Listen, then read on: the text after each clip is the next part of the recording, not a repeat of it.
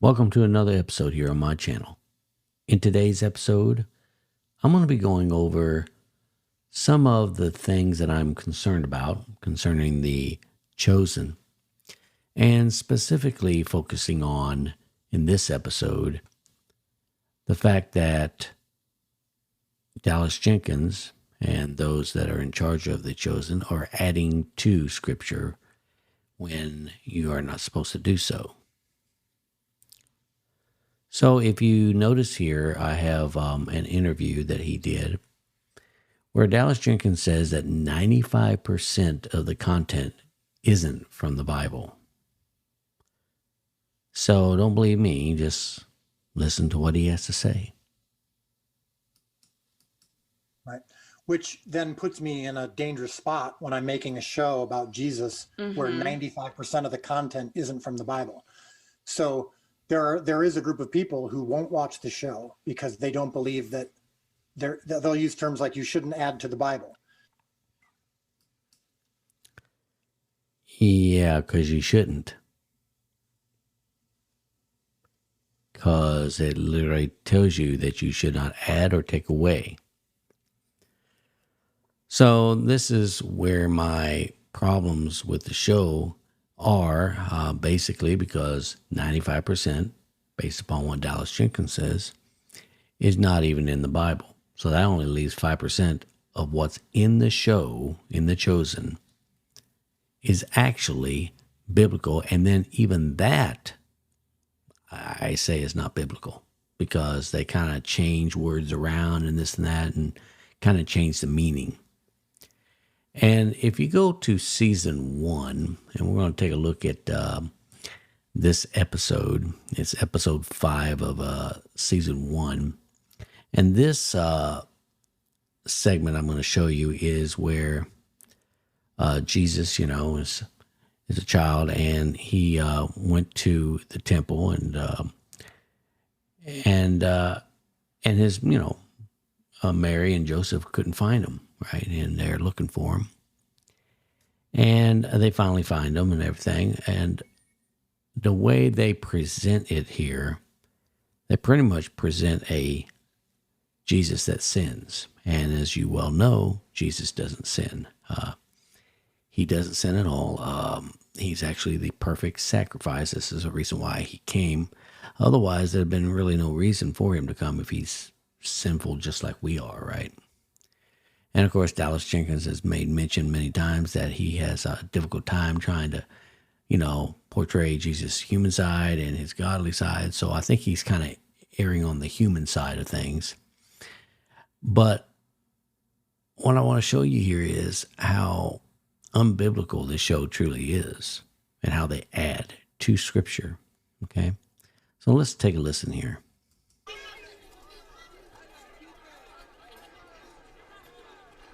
Please, have you seen Why are you alone, man? my son?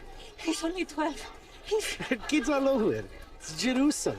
You from here? No, we came for the Passover feast. We thought he was in the caravan. The feast was 3 days ago. Jesus! Jesus! Mary. Ima?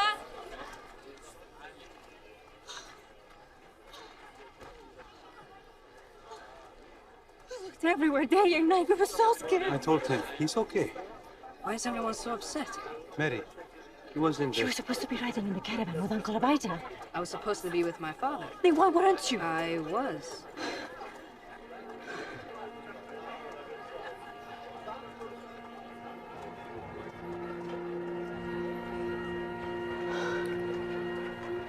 You were in the temple? It was incredible, Mary. You should have seen him.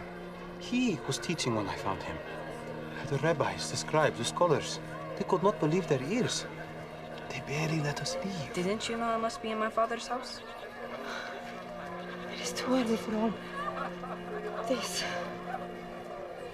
If not now, when?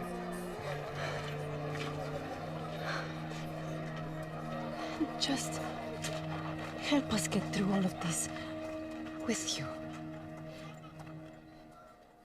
Please.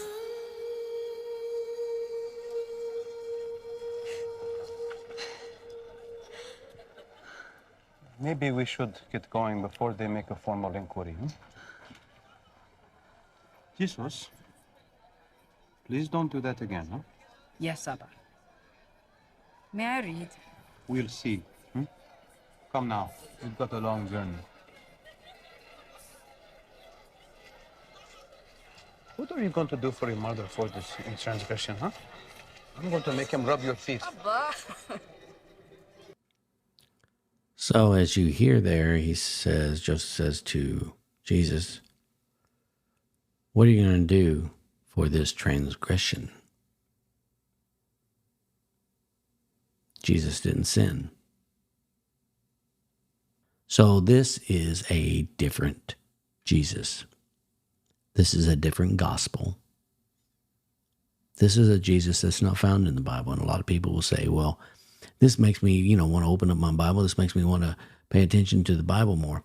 Yeah, but you're having thoughts of this show because you're watching the show, and you're having that twisted scripture that you're watching in this show transcribe over to the actual Bible, because now you have been indoctrinated into this train of thought. If you go over to season 2, episode 8, and by the way, I'm not going to go through all of the issues I have with Chosen. There's so many. I just picked out some of the issues just to go through some of this, but there are a lot of issues with The Chosen. And I could spend days going over everything. But anyways, here we are. Jesus is coming up with a speech on the Sermon on the Mount. The whole thing is just completely ludicrous. I'll be honest with y'all. I mean, when I was sitting here trying to go through this, these scenes, I had a hard time trying to even figure out which way I wanted to even present this, because the whole thing's ludicrous. I mean, I want you to think about this now. If you watch the shows and you know what scenes I'm talking about, and Jesus is asking Matthew for his opinion about the sermon, and he literally changes his mind, Jesus does, because of what Matthew said, because of what Matthew opinion was concerning Jesus's approach. Now, like I said, there's several different things I have problems with this whole Sermon on the Mount. One of which is that the Word does not need to practice on what he needs to say to the crowds. He already knows what to say because the Father that's in him tells him what to say, because Jesus is the Word. It's in Scripture. You just need to pull it up and look. But despite that fact, I don't even know what to say, to be honest with you. This is just so ludicrous. Also, there's the beginning and the end. What about the beginning? My concern about the beginning is more logistical. Right now, your opening line is, "You are the salt of the earth." I'm worried, particularly if it is windy, or if the crowd is larger than we expect, that people near the back will hear, "Salt the earth," and it will immediately call to mind a negative connotation. The Punic Wars? Yes. When Rome destroyed Carthage, they sowed the city with salt to make it barren, and to curse anyone who would rebuild upon it. I share your concern about the opening line, but for different reasons. I think the sermon needs some sort of introduction, an invitation into what, as you have rightly pointed out, will be a complex and at times challenging set of teachings. What does "you are the salt of the earth" even mean? I'm not good at metaphor. Salt preserves meat from corruption. It slows its decay. I want my followers to be a people who hold back the evil of the world. Salt also enhances the flavor of things. I want my followers to renew the world and be part of its redemption. Salt can also be mixed with honey and rubbed on the skin for maladies. I want my people to participate in the healing of the world. not its destruction. Then why not just say that? Come on, Matthew. Allow me a little poetry, huh? Not everyone is like you. Some people like a little flavor. Read the songs of David or Solomon. I'm not going nearly as far with metaphor as Solomon. I'm reading him next. Well, good luck. He's probably... Yeah. I told you. These things will make sense to some, but not to others. I don't want passive followers. Those who are truly committed will peer deeply into it, looking for truth. But I do agree with you.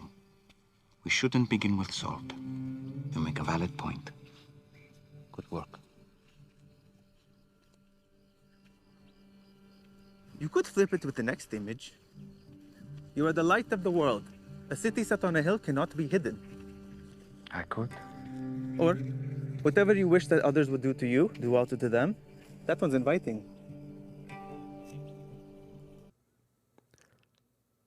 So he changed his mind because of talking to Matthew, because, after all, the word needs help from Matthew. It's a good thing Matthew was there. I mean, never would have got the Sermon on the Mount, I guess.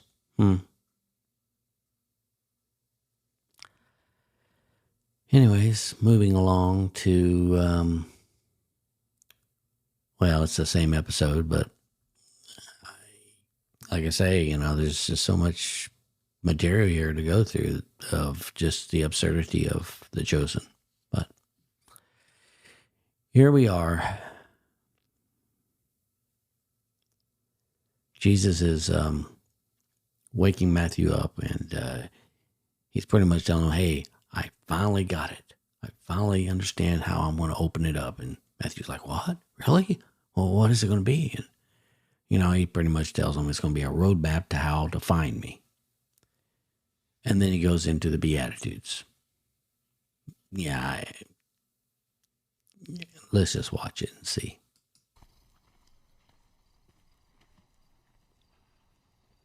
Matthew. Matthew. Bye-bye. I've got it. The opening? Yes. What is it? A map. The what? Directions. Where people should look to find me. Okay. Give me a moment. I'm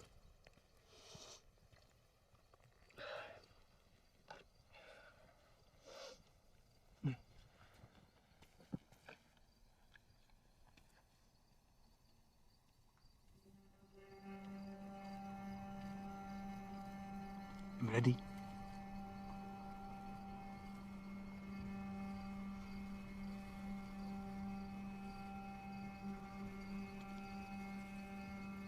Rabbi? Blessed are the poor in spirit, for theirs is the kingdom of heaven. Blessed are those who mourn, for they shall be comforted. Blessed are the meek, for they shall inherit the earth. Blessed are those who hunger and thirst for righteousness. I'm going to stop it right there. So the Beatitudes is not a roadmap to how to find Jesus. But yet, that's what the show just said. And so people who watch the show and are not that well rooted in the Word can come away with the wrong idea about the Beatitudes. And by the way, the Beatitudes basically are a picture of what disciples should be like.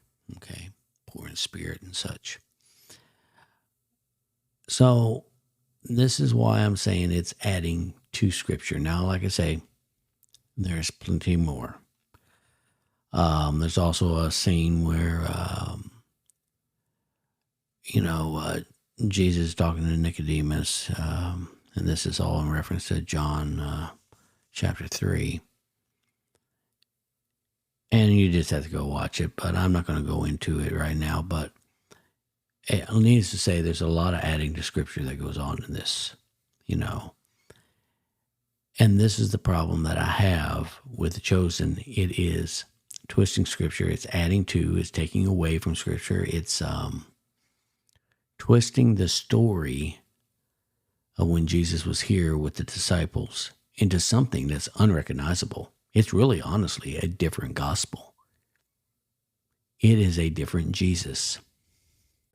So if you are a Christian and you are watching The Chosen, I know a lot of people say, well, you know, it's still great. You know, I can open up the Bible and, you know, and this and that. It just helps me go to the Bible. And, you know, I even read this one comment online where it says, you know, this is a Jesus I could love. You know, this is a Jesus I could follow, right? Well, of course, because it's a false Jesus. It's not the real Jesus. So anyways, I just wanted to go through that real quick with y'all. Like I say, I hope y'all enjoyed this episode. If you did, don't forget to hit that like button right down below. And if you want to see more of these episodes in the near future, make sure you subscribe to my channel and hit that notification bell. With that being said, I want to wish you all a wonderful day, and I'll catch you in the next episode. Take care.